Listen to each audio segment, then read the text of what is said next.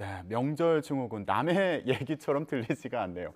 나흘 동안 이어진 설 연휴 끝나고 이거 온몸이 쑤시는 것 같다, 스트레스 더 받는 것 같다 이런 분들 계실 텐데 자 이럴 때 어떻게 극복해야 되는지 알아보는 시간 마련했습니다. 분당 차병원 가정의학과의 허양임 교수와 함께 얘기 나눠보겠습니다. 안녕하세요. 네, 안녕하세요. 예, 교수님 어제 잠 좀 잘 주무셨어요? 네, 어제 일부러 좀 일찍 일어나서 낮에 활동을 좀 많이 했더니 저는 잠은 좀 일찍 잤는데 이게 사실 저도 항상 긴 연휴가 끝나고 나면 밤에 잠이 안 오고 아침에 힘들고 해서 네. 어제는 사실 일부러 노력을 했습니다. 그러셨군요. 네. 저는 노력을 좀 안 했더니 네. 새벽 1시까지 잠을 못 잤어요. 네, 예. 맞아요. 요즘 이 명절 증후군이라고 해서 이렇게 명절 연휴가 끝나면 잠도 잘 못 자겠고 좀 몸도 더 찌뿌둥한 것 같고 이런 분들 많이 계시다고 하더라고요. 이게 어떤 증상입니까? 이게 연휴가 그러니까 일상에서 벗어나서 좀 시간이 길어지면 아무래도 생체 리듬이 깨지는 경우가 많고요. 네. 일단 늦게 이제 좀 쉬겠다고 더 늦게 일어나고 또 낮에 활동이 좀 줄고 또 밤에 좀 늦게 자고 하다 보면 생체 리듬이 깨져도 생기기도 하고요. 예. 사실 또 명절 증후군이 사실 모셔서 이것만 있는 게 아니라 생각보다 가족들과 만나면서 받았던 스트레스 뭐 이런 걸로 인해서 여러 가지 정신적, 육체적으로 명절 이후에 생기는 증상을 얘기를 하는 것이죠. 예. 네. 보통 명절 지나고 나서 이 명절 네. 증후군 때문에 병원 찾는 분들도 계신가요? 사실 내가 명절 증후군인 것 같아요 라고 이렇게 병원을 오시진 않지만 연휴 이런 이후에 여러 가지 가족 관계에서 있었던 스트레스 아니면 생활 리듬 깨진 것 아니면 음식을 좀 기름진 음식을 많이 드신다든지 해서 뭐 불면이나 우울 아니면 신체적으로 소화가 안 된다거나 머리가 아프다 뭐 어지럽다 뭐 다양한 증상으로 오시는 경우가 있고요. 예. 명절 이후에 이런 증상이 생기면 특히나 2주 이상 지속이 되면 명절 증후군이다 이렇게 얘기를 할 수가 있겠죠. 네. 그러면 명절 증후군의 대표적인 증상이 어떤 것들이 있나요? 네, 대표적으로 가장 많은 것은 아무래도 이제 신체적 증상으로는 뭐 허리나 목이 아픈 이런 근골격계 질환도 있을 수가 있고 네. 소화가 안 되거나 뭐 체한 것 같고 미식거리는 이런 증상도 소화기계 증상도 있고요. 예. 머리가 아프다, 어지럽다, 잠이 안 온다 같은 이런 정신적인 증상도 있고 우울하고 짜증나고 무력감이 느껴지고 하는 이런 증상들이 있을 수가 있겠습니다. 사실 자가 진단하는 방법들이 있는데 그래요? 네, 밤에 좀 잠을 못 잔다. 어. 자도 개운하지가 않거나 뭐 예민하고 사소한데 짜증이 나고 기분이 자꾸 가라앉는다.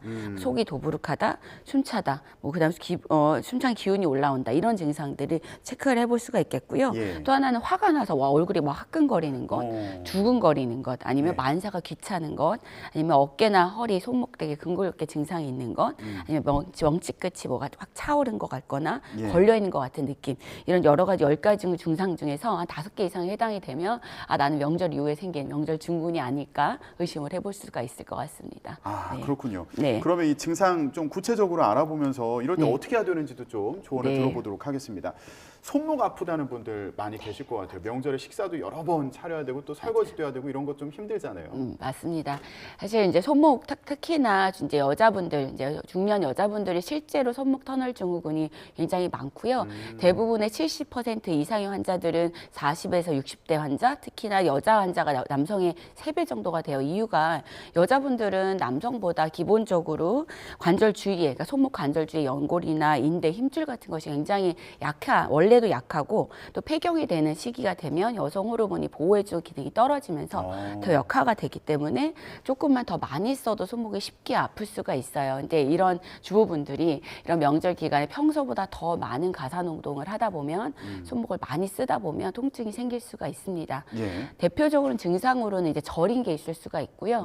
심하게 진행될 경우에는 통증이 있으면서 오른쪽 엄지 쪽 부분에 근육이 약화되거나 쥐는 힘이 떨어지는 것도 생길 수가 있어서 이제 일을 하시다가 저리거나 손목 자꾸 통증이 생긴다면 사실 쉬는 게 가장 중요하고요. 예. 스트레칭을 많이 해주는 것 아니면 또 손목 주변에 따뜻하게 온찜질을 하시는 것이 좀 도움이 될 수가 있습니다. 예. 네. 손목 주변에 온찜질을 하는 게 도움이 네. 된다고 합니다. 네. 자, 그리고 귀경길에 운전 오래 하신 분들 허리 아픈 분들 많을 것 같아요. 네. 예, 이럴 때 어떻게 해야 됩니까? 맞아요. 네, 운전을 오래 하는 것도 그렇지만 또 음. 가사 노동을 하실 때에도 나쁜 자세를 취하게 되면 허리 통증이 생길 수가 있어서 예. 이 명절 이후에 근골격계 통증으로 오시는 분들 굉장히 많습니다. 음. 특히나 원래 목이나 허리가 좋지 않았던 분들은 더 문제가 많이 생기는데요. 특히 오랫동안 앉아있는 자세는 서 있을 때보다 허리에 최대 3배에서 5배까지도 더 하중을 더 줄 수가 있고 또 목이 좀 어깨보다 앞으로 나와 있는 자세일 경우에는 목에 더 많은 무게가 실리기 때문에 이후에 바른 자세로 운전을 하지 않거나 예. 일을 하시면 이런 허리나 목의 통증이 더 나빠질 수가 있습니다. 그래서 가장 중요한 것은 운전을 하실 때도 바른 자세, 그러니까 즉 의자에 깊숙이 앉는 것, 또 허리 받침도 한 110도 정도로 좀 세우시는 것이 또 필요하고요. 예. 목도 가급적 집어넣고 앞으로 나오지 않는 자세를 유지하는 게 굉장히 중요하겠고 또 중간에 1시간 정도 운전하면 10분 이상 스트레칭 중간에 일어나서 움직이는 것, 스트레칭하는 것들이 예방할 수 있는 방법입니다.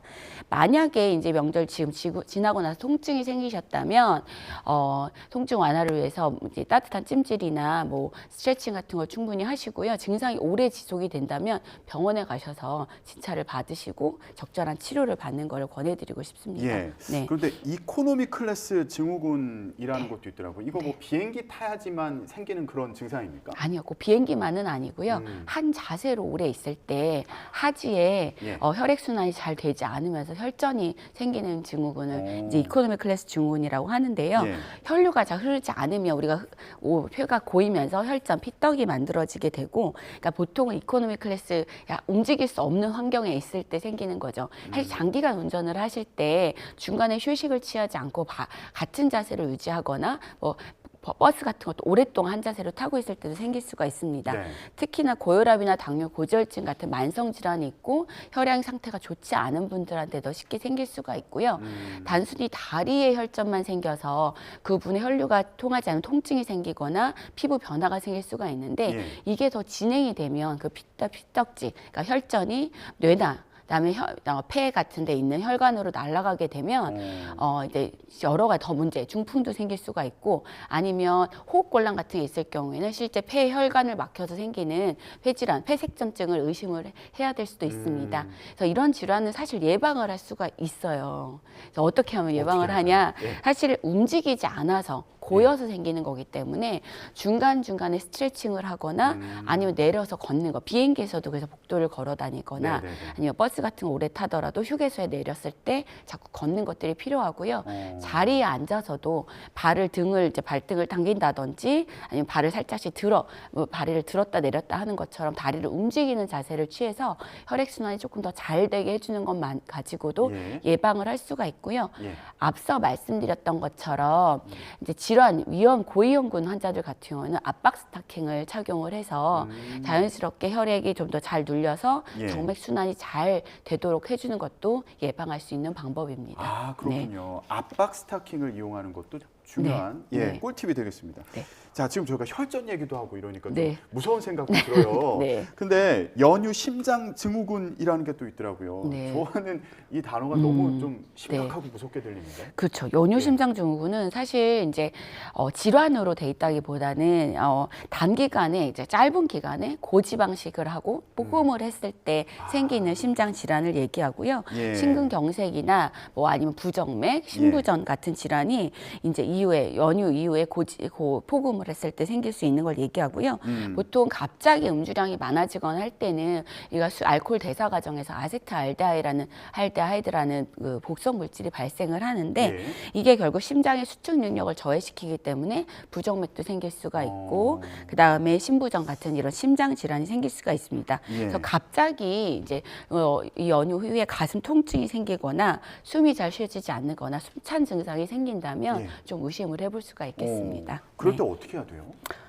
이건 심장 질환은 당연히 빨리 병원에 내원을 하셔서 진단을 받고 치료를 하는 거고요. 예. 예방을 하는 방법은 당연히 폭음을 하지 않는 것, 그다음에 너무 기름지고 열량이 높은 음식을 한꺼번에 많이 섭취하지 않는 예. 것이 예방할 수 있는 방법입니다. 아, 네. 그렇군요. 지금 뭐 술 갑자기 많이 먹으면 안 된다고 이제 네. 조언을 해주셨는데 네. 명절에 네. 기름진 음식도 또 많이 먹잖아요. 맞아요.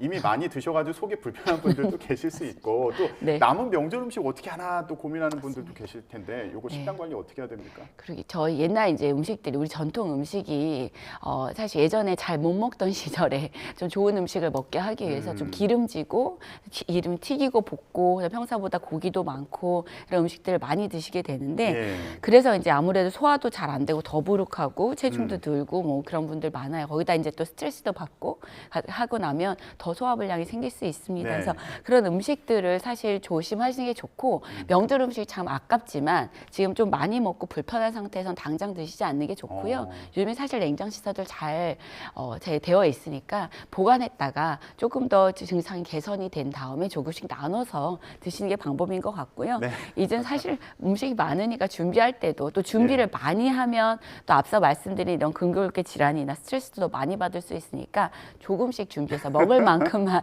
준비해서 드시는 것도 방법인 것 같습니다. 예, 준비할 때부터 적절히 좀 네. 하는 것도 좋은 네. 아이디어가 되겠다 이렇게 말씀하셨고요. 그리고 지금 급하게 남은 음식 드시지 마시고 잘 보관했다가 나중에 네. 또 드시면 되겠습니다.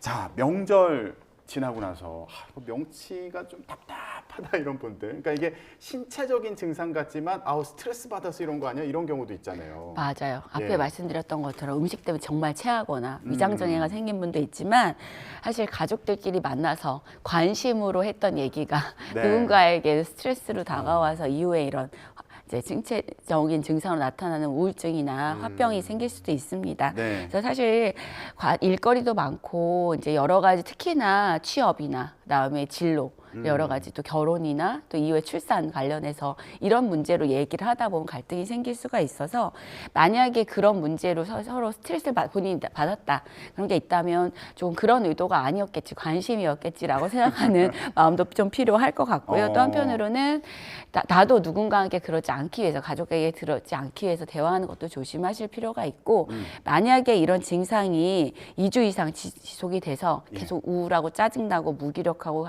이런 증상이 지속이 된다면 사실 전문가의 도움을 좀 받는 것도 필요할 것 같아요. 상담도 받고 짧은 기간 약물 치료도 하실 수가 있고요.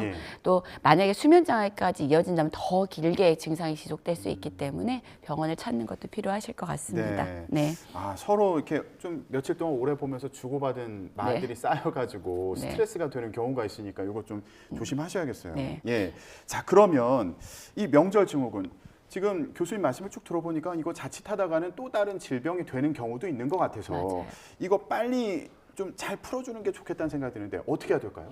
네, 일단은 빨리 나의 생활 리듬으로 돌아오는 게 가장 필요한 것 같습니다. 그래서 평소보다 조금 더 잠을 또 충분히 잘 수 있도록 하고 평소 취침보다 1시간 정도는 좀 일찍 자서 취침 시간을 늘리는 게 일단 생체 리듬을 찾는 데 가장 필요하고요. 또 술이나 회식 같은 이제 내가 좀 먹었던 것도 많으니까 이런 음식도 좀 간단하게 먹고 저녁에는 조금 더 휴식을 취하실 필요가 있겠고요. 사실 아무것도 안 하고 누워 있는 게 휴식만은 아닙니다. 동적 휴식이라는 얘기 들어보셨어요?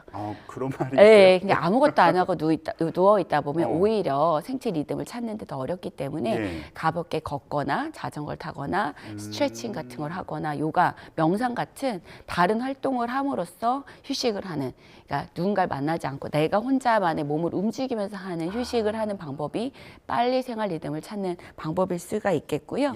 또 이런 활동을 통해서 오히려 혈액순환도 잘 되고 산소가 더 여러 장기에 이제 공급이 되면서 젖산이나 암모니아 같은 이런 피로 물질을 더 빨리 없앨 수 있는 방법이 될 수도 있습니다. 그래서 이후에는 가벼운 스트레칭, 또 가벼운 무리가 되지 않은 운동, 가벼운 유산소 운동 같은 게 좋겠고요. 또 규칙적으로 휴면 패턴 갖는 것, 또 반신욕이나 조욕을 해서 혈액 순환을 좋게 하는 것들이 또 도움이 될 수가 있겠습니다. 그렇군요. 네. 지금 뭐 피로하다거나 아니면 좀 우울하다 이래가지고 더 누워 있어야겠다 이러면 안 된다는 말씀으로 들리고요.